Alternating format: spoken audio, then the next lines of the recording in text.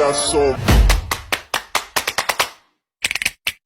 motherfucking design on right now. Bring it down, bring it down, bring it down. Bring it down, all guys, do that.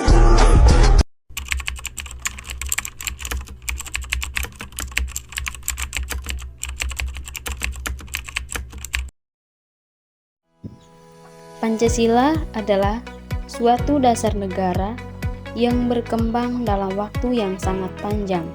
Pancasila bersumber dari adat istiadat, agama, dan cara pandang manusia, sehingga nilai-nilai dari Pancasila sudah diakui oleh kebenarannya dan diangkat menjadi dasar negara Indonesia. Oke, baik. Pertama, kita akan membahas dinamika Pancasila sebagai ideologi negara. Seperti yang kita ketahui, Jepang menjajah Indonesia kurang lebih 3,5 tahun, yang awalnya Jepang membuat kebijakan politik yang dimaksudkan agar bangsa Indonesia termasuk salah satu kekuatan Jepang. Kemudian, Jepang pun membuat BPUPKI pada tanggal 1 Maret tahun 1945. Melalui badan bentukan Jepang inilah, para pemimpin Indonesia merancang sebuah dasar negara. Sebagai dasar negara Indonesia muncul, dan dalam periode ini pemikiran mengenai Pancasila sebagian besar bersifat ideologis. Di sini saya akan membahas secara singkat dinamika Pancasila sebagai ideologi negara. Untuk pembahasan yang secara detailnya sudah ada di video sebelumnya. Yang pertama, pada masa pemerintahan Soekarno. Pancasila sebagai ideologi dalam masa pemerintahan Presiden Soekarno ini, sebagaimana diketahui, Soekarno termasuk salah satu perumus Pancasila dan memberi nama Undang-Undang Dasar Negara. Kemudian, pada masa pemerintahan Presiden Soeharto, Pancasila sebagai ideologi negara pada masa pemerintahan Presiden Soeharto ini diletak pada kedudukan yang sangat kuat melalui tetapan MPR nomor 11 garing 1978 tentang permusyawaratan P4. Pada masa Soeharto ini, ideologi Pancasila menjadi asas tunggal bagi seluruh organisasi politik pendidikan Pancasila di perguruan tinggi. Berikutnya, pada masa reformasi. Pada masa reformasi masih mengalami pasang surut, yakni enggannya para penyelenggara negara mewacanakan tentang Pancasila, bahkan berakhir pada hilangnya di kurikulum nasional. Kemudian yang kedua, tantangan Pancasila sebagai ideologi negara. Sejalan dengan berjalannya sebuah negara Indonesia, ideologi Pancasila terbentuk, mengalami ujian dan dinamika dari sebuah sistem politik. Dimulai dengan sistem demokrasi liberal yang dianut pada masa setelah Indonesia merdeka. Pembentukan negara serikat sistem liberal pada Undang-Undang Dasar tahun 1945 serta peristiwa G30S PKI. Kemudian, tantangan yang diterima oleh ideologi pada saat ini juga menjadi sangat luas dan beragam.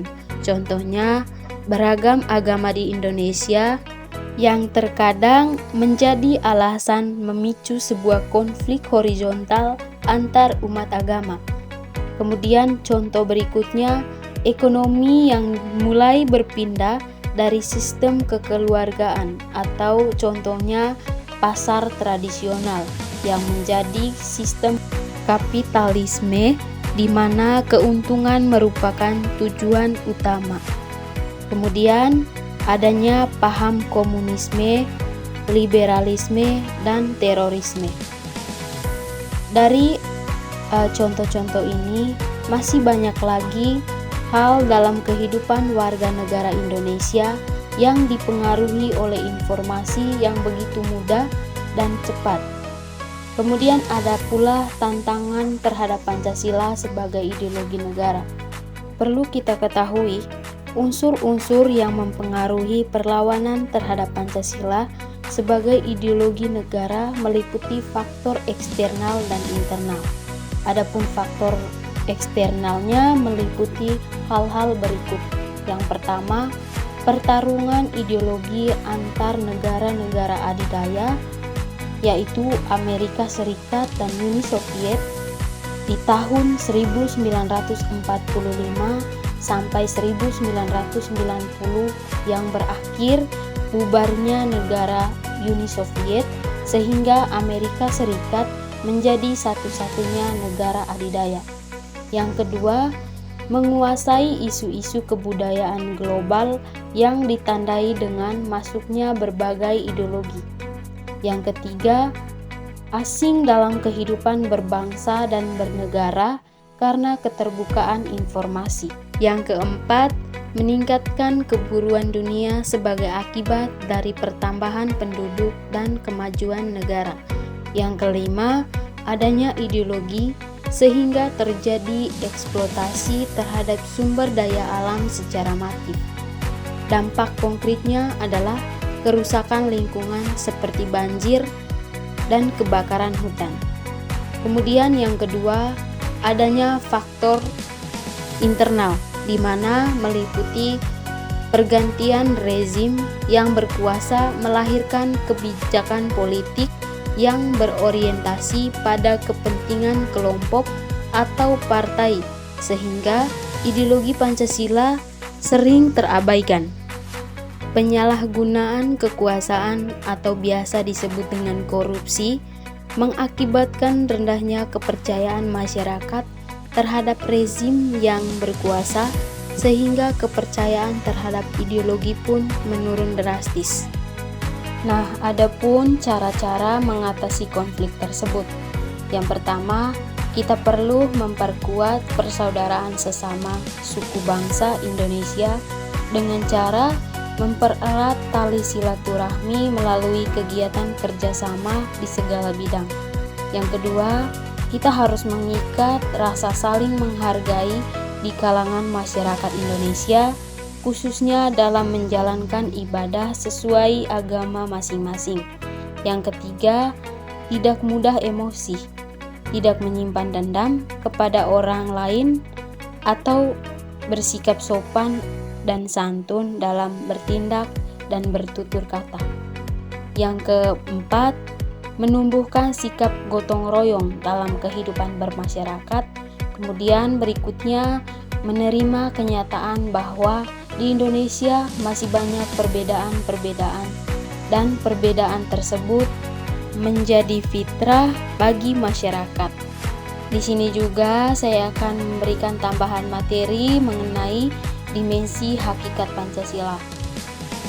Ada 3 dimensi hakikat Pancasila. Yang pertama, ada dimensi realitas, di mana dimensi ini mengandung makna bahwa nilai-nilai dasar yang terkandung dalam dirinya bersumber dari nilai-nilai real yang hidup dalam masyarakat. Yang kedua, ada dimensi identitas, di mana mengandung cita-cita yang ingin dicapai dalam kehidupan masyarakat, berbangsa, dan bernegara. Kemudian dimensi yang ketiga adalah dimensi fleksibilitas, di mana mengandung relevansi atau kekuatan yang merangsang masyarakat untuk mengembangkan pemikiran-pemikiran baru tentang nilai-nilai dasar yang terkandung di dalamnya. Mungkin itu saja yang dapat saya sampaikan pada penjelasan kali ini. Sekian dan terima kasih.